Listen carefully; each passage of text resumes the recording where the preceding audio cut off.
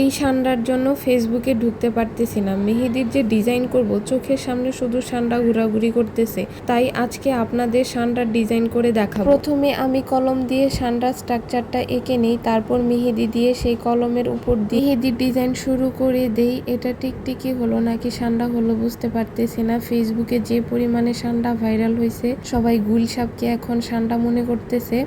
আমাদের গ্রামে একটা ছোট একটা প্রজাতির গুইলসাপ আছে, গুইলসাপ না কি জানি না, তবে সেটা ক্যানজনা বলে। সেম ওইটার মতনই লাগতেছে সানটা। এটা নাকি আরব দেশের মানুষরা খায়। লেজের অংশটা কাটা কাটা থাকে, কারণ এটা নাকি তারা আত্মরক্ষার জন্য ব্যবহার করে। তারপর মাছের আঁশের মতো স্ট্রাকচার দিয়ে দেই, তারপর সান্ডার চতুর্পাশ দিয়ে হাইলাইট করে দেই। এতে করে সান্ডার স্ট্রাকচারটা একদম স্পষ্ট বোঝা যায়। নখগুলো দিয়ে দেই। তো কেমন হয়েছে এই সান্ডা সবাই কমেন্টে বলে যাবেন।